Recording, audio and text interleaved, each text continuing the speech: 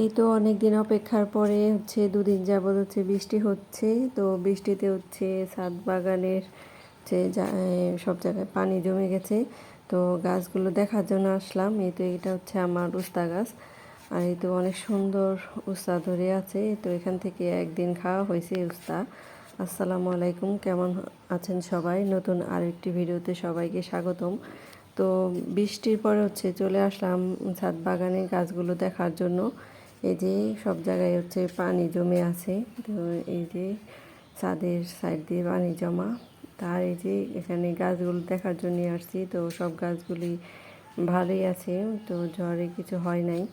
তো সেটা দেখার জন্য আসছি। তো এখানে হচ্ছে বরবটি গাছগুলো, আর এখানে হচ্ছে এই তো পুঁই শাক গাছ হয়েছে। অনেক জায়গায় পুঁই শাক লাগানো হয়েছে। আর এখানে হচ্ছে আমার মরিচ গাছটা, মরিচ গাছগুলি লাগানো হয়েছে। মরিচ গাছগুলো হচ্ছে ফুল আসছিল অনেক, কিন্তু পোকা থাকার কারণে আর কি মরিচগুলো বাড়তে পারে নাই।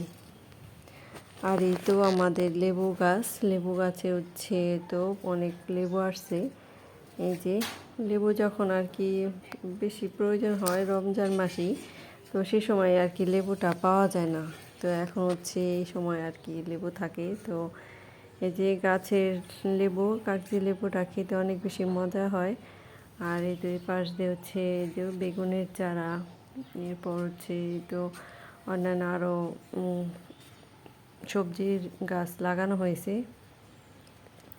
আর এই তো আমাদের কদবেল গাছের সাইড দিয়ে হচ্ছে আমি এই বাঙ্গি দানা ফালাইছিলাম। তো ওখান থেকে ওই যে গাছ হয়েছে। আর এই তো একটা ফলও দেখা যাচ্ছে। তো এখানে ভেতরে পড়ছে আর কি। এই তো দেখার অনেক ইচ্ছা ছিল যে বাঙ্গি দেখতে আর কি প্রথমে কেমন হয়। তো ছাদ বাগানে লাগে আর কি দেখলাম। এই তো নিজে চলে আসলাম হচ্ছে আজকে দুপুরে রান্না করার জন্য। তো আজকে হচ্ছে ডিম খিচুড়ি খাওয়ার ইচ্ছা ছিল। তো এই তো মেয়েকে বললাম ডিম খিচুড়ি রান্না করি। তো মেয়ে বললো যে না, আজকে হচ্ছে ডিম বিরিয়ানি রান্না করো। তো তো ঝটপট সব কিছু রেডি করে নিলাম। তো এখানে হচ্ছে ডিম সিদ্ধ দিয়ে নিছিলাম। এরপর হচ্ছে ডিমগুলোকে হালকা একটু ভেজে নিলাম, সাথে হচ্ছে আলু ভেজে নিছি। এরপর হচ্ছে তো মানে খুব অল্প উপকরণ দিয়ে আর কি রান্না করার চেষ্টা করতেছি এই ডিম বিরিয়ানি। তো এখানে হচ্ছে পেঁয়াজটা হচ্ছে বাদামি করে ভেজে নেওয়ার পর হচ্ছে আদা রসুন বাটা দিয়ে এরপর হচ্ছে এটাকে হচ্ছে ভালোভাবে কষায়ে এরপর হচ্ছে সব কিছু দিয়ে দিলাম, বিরিয়ানি মশলা, এরপর হচ্ছে এই তো বাদাম বাটা, টমেটো সস, এই তো সব কিছুই হাতের কাছে আর কি যা ছিল সব কিছুই দিয়েছি। তো এখন হচ্ছে তো এই বুলার চালের যে খুদ হয়, আজকে হচ্ছে ওই খুদটা দিয়ে আর কি ডিম বিরিয়ানি রান্না করব। তো এটা দিয়েও খেলে আর কি বিরিয়ানি মজাই হয়। তো আর কি এখানে হচ্ছে এটা দিয়ে আজকে রান্না করব। তো এখানে হচ্ছে ডিমটা হচ্ছে কষাই নিছিলাম। তো এখন হচ্ছে চালটা দিয়ে দিচ্ছি।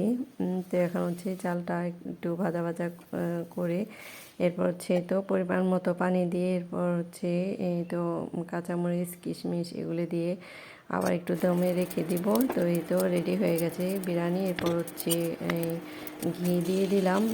এই তো উলট পালট করে দিয়ে আরেকটু কিছুক্ষণ আর কি রেখে দিব। এখানে হচ্ছে মাঝখানে হচ্ছে ডিমগুলো হচ্ছে দিয়ে দিব। এই তো আমার ডিম বিরিয়ানি রেডি হয়ে গেছে। তো এই তো আমি বসে পড়লাম বিরিয়ানি খাওয়ার জন্য।